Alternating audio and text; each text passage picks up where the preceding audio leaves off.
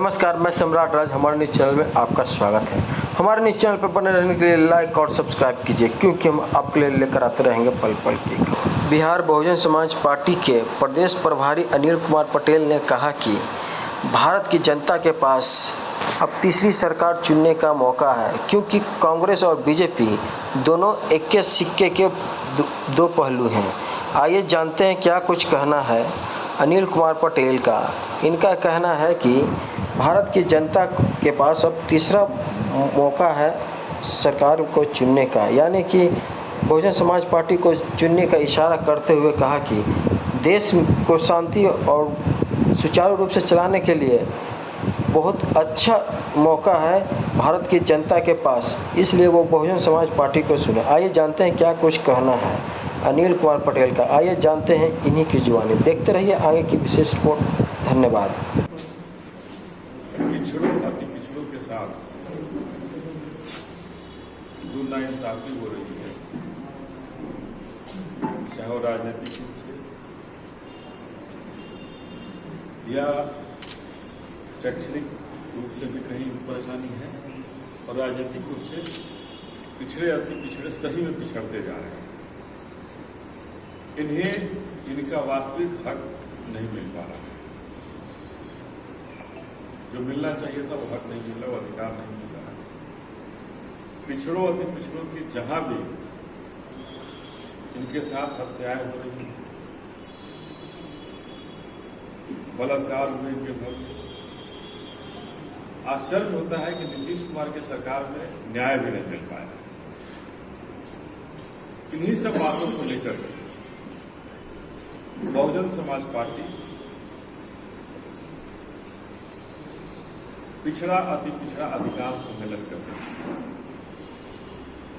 पिछड़ा अति पिछड़ा का अधिकारों का सम्मेलन होगा, और उस सम्मेलन में बताने का भी काम किया जाएगा कि कैसे पिछड़े अति पिछड़ों के अधिकारों के साथ ये सरकार खिलवाड़ कर रही है, सरकार खेल रही है।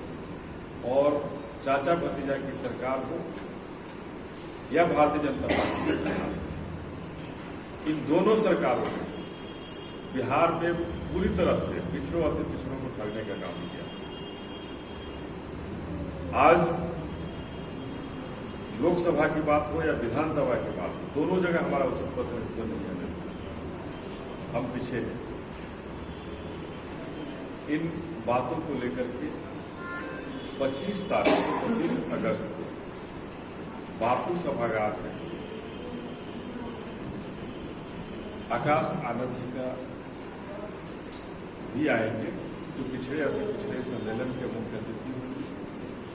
उद्घाटन करता हूँ बहुजन समाज पार्टी के नेशनल कोऑर्डिनेटर वो आएंगे, और पूरे बिहार के जो हमारे ग्रुप पिछड़े अति पिछड़े जो लोग आएंगे उनको संबोधित करने का काम करेंगे और बताने का काम करेंगे कि बहुजन समाज पार्टी कैसे पिछड़ों अति पिछड़ों का हक भी उन्हें देगी और उनके साथ अन्याय नहीं।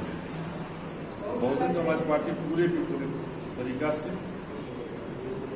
पिछड़ों अति पिछड़ों के अधिकार के साथ, जो बहन जी का जो सूत्र है, बहन जी ने जो उत्तर प्रदेश में पिछड़ों को जो दिया, जो माननीय काशीराम साहब जो नारा दिया था, जिसकी जितनी संख्या भारी उसकी उतनी विषय, उस नारा के साथ बहुजन समाज पार्टी पहले से भी चलता आ रहा है, और अब पुनः इनका उचित हक इन्हें नहीं देने का काम किया है। उस हक को बहुजन समाज पार्टी दे करके सदन में भेज करके, अपने लोगों को सदन में भेज करके पिछड़ों और अति पिछड़ों को मुख्य धारा में शामिल करने का काम करेंगे। उसकी हत्या हुई सिवान में, मुंगेर की वो बेटी थी, सिवान में पुलिस कांस्टेबल थे, उसकी हत्या हुई, उसे आज तक न्याय नहीं मिला। अजय पटेल सासाराम का इंजीनियर था, मुंगेर में उसकी हत्या हो गई, इंजीनियर में ड्यूटी में, और ड्यूटी उसकी हत्या होती है, और उस परिवार को आज तक न्याय नहीं मिला। अभी वर्तमान में राजा पटेल की घटना है, उसे भी न्याय नहीं मिला। अभी मोकामा में, शिवनार में उषा देवी के साथ घटना हुई, वहां भी न्याय नहीं मिला। और दलितों के साथ पिछड़ों के साथ, अति पिछड़ों के साथ, महादलितों के साथ लगातार अत्याचार हो रही है और ये निरंकुश सरकार जो है उन पर कभी भी न्याय दिलाने का काम नहीं कर रही है। बहुजन समाज पार्टी निश्चित करता है, सुनिश्चित करेगा कि हमारे लोगों के साथ अगर कहीं घटनाएं हुई है, पहले तो है कि 4 बार के मुख्यमंत्री के शासनकाल में उत्तर प्रदेश को देखिए कि कैसे वहां इन सब घटनाओं के ऊपर रोक लगा और अगर छिटपुट घटनाएं हुई हैं तो वहां उसका न्याय भी मिला है और तुरंत न्याय मिला है। इसलिए जब उत्तर प्रदेश में 4 बार वहां जो मुख्यमंत्री रहते हुए देखा गया है, तो वैसे ही बात हम पूरे भारत के लिए करना चाहेंगे कि पूरे भारत में वैसे शासन आवे जहां पिछड़ों और ये दलितों पर, महादलितों पर अत्याचार, जुल्म और ज्यादती है। आप पिछड़ा दलित की बात करते हैं, की बात कर रहे हैं और आप ही के नेता एक पिछड़ा दलित के नेता है भीम आर्मी के मुखिया चंद्रशेखर रावण के बारे में जब उनसे सवाल पूछा जाता है तो वो तो उनको पहचानते नहीं है, छोटे मोटे नेता उनको गोली भी लगी, तो उस पर आप लोगों ने क्या किया? क्या देखिए ये अच्छा ये बताइए, भारत की जनता 140 करोड़ की आबादी है। 140 करोड़ की आबादी को क्या हर व्यक्ति हर कोई पहचान सकता है? ये संभव नहीं है ना। ये संभव नहीं है कि हम सबको पहचाने। ये कहना कि वो मतलब उनको नहीं पहचान करके कोई अपराध नहीं करते, अगर नहीं पहचानते, उनके बारे में नहीं जानते, उनके बारे में नहीं बोले।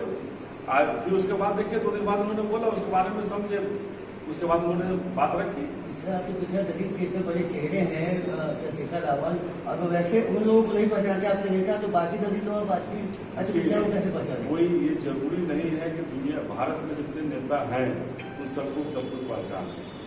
कुछ ऐसा होगा, कुछ बड़ी बातें होंगी तो पहचानेगा। अभी आपको पता है, आप कह रहे हैं कि ये सबसे पिछड़ों के बहुत बड़े नेता हैं, बड़े चेहरे हैं, बड़े चेहरे हैं। आज तक किसी सदन में वो नहीं है। कैसे सदन में, कैसे आप उनको मानते हैं? बड़े नेता अगर जाते हैं तो बड़े नेता की पहचान सदन से होती है। हम रोड पर बोल रहे हैं, हमारी पहचान नहीं है। जब तक हम सदन नहीं जाते हैं, हमारी पहचान उजागर नहीं हो पाती है। भारत उसको रिकॉग्नाइज नहीं कर पाता है, पूरे भारत में रिकॉग्नाइज नहीं कर पाते हैं।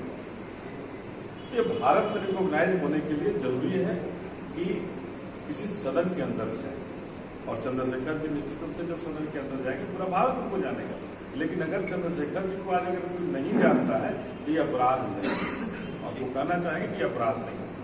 सवाल है ना कि आप बहुजन समाज पार्टी उनके साथ गठबंधन नहीं कर रहे। बहुत ही स्पष्ट रूप से कहा है उनके साथ गठबंधन नहीं कर रहे हैं। हम पूरे भारत में अकेले चुनाव लड़ेंगे, बिहार में पूरा 400 सीट पर चुनाव लड़ने की तैयारी हो रही है, 400 सीट पर लड़ेंगे। मोहन जी ने जो रास्ता तय किया है, जो रास्ता निश्चित किया है कि बहुजन समाज पार्टी इनके साथ एनडीए और इंडिया के पार्ट नहीं बनेगा, निश्चित रूप से एनडीए और इंडिया का पार्ट नहीं बनेगा। और इसलिए ये दोनों की विचारधारा केवल और केवल सत्ता के लिए, ये जनता के लिए नहीं है, जनता के सुविधाओं के लिए नहीं है, जनता को न्याय दिलाने के लिए। इसलिए ये जनता के हक के लिए अगर नहीं है तो हम जनता के हक के साथ जाएंगे और जनता के साथ समझौता करेंगे। मोदी की मुखालफत आप भाजपा बराबर करते रहे, लेकिन कोई भी ज्वलन मामला होता है उसमें वो भाजपा को वोटिंग करती है। हर एक मामले में देखा गया है वोटिंग नहीं करना तमाम लोगों के खिलाफ है और बिल्कुल गलत वोटिंग की जाती है, लेकिन उस वोटिंग आप उनको सपोर्ट करते हैं, वोटिंग देता है। देखिए ये आपका आरोप जो है ये आरोप बीजेपी के साथ हमारी लड़ाई भारतीय जनता पार्टी से है। सैद्धांतिक रूप से भारतीय जनता पार्टी और कांग्रेस, हमारी पार्टी ऐसा मानती है कि ये दोनों एक सिक्के के 2 पहलू हैं। ये चोर चोर मौसेरे भाई हैं। ये दोनों इस देश में वर्णवाद, जातिवाद, मनोवाद स्थापित करना चाहते हैं। इन्हीं के खिलाफ जनता की समस्याओं को जब कांग्रेस पार्टी ने नहीं सुना तो बहुजन समाज पार्टी का निर्माण हुआ। मान्यवर कांशीराम जी ने बार बार डिफाइन किया है कि एक मनुवाद की ए टीम है तो दूसरी बी टीम है। जो सत्ता में होती है वो ए टीम का काम करती है और जो विपक्ष में होती है वो बी टीम का काम करती है। देश में मात्र एक हमारी पार्टी बहुजन समाज पार्टी है जिसकी स्थापना माननीय कांशीराम जी ने और बहन जी ने बीजेपी और कांग्रेस के खिलाफ किया है। दूसरे जो छोटे दल हैं, सेकेंडरी दल हैं, वो या तो कांग्रेस के पाले में जाकर बैठेंगे या तो बीजेपी के पाले में बैठेंगे।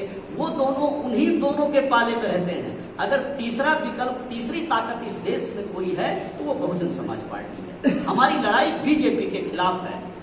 इसको ये बताना कि ये ईट जो है बीजेपी के सपोर्ट में कोई बात है, तो सैद्धांतिक रूप से हमारी लड़ाई भारतीय जनता पार्टी के खिलाफ है। हम बोलते उनके खिलाफ हैं, सैद्धांतिक रूप से हम कैडर उनके खिलाफ देते हैं, जनमानस उनके खिलाफ रात दिन प्रचार करते हैं। ये दूसरे जो छुटभैया नेता हैं बिहार के, जिन्होंने अपनी पार्टी को मात्र क्षेत्रीय पार्टी बनाया है, नेशनल पार्टी ये लोग नहीं बनाते हैं। जब ये पार्टी नेशनल स्तर पर नहीं बनाते हैं तो ये नेशनल पार्टी बीजेपी कांग्रेस से लड़ेंगे कैसे?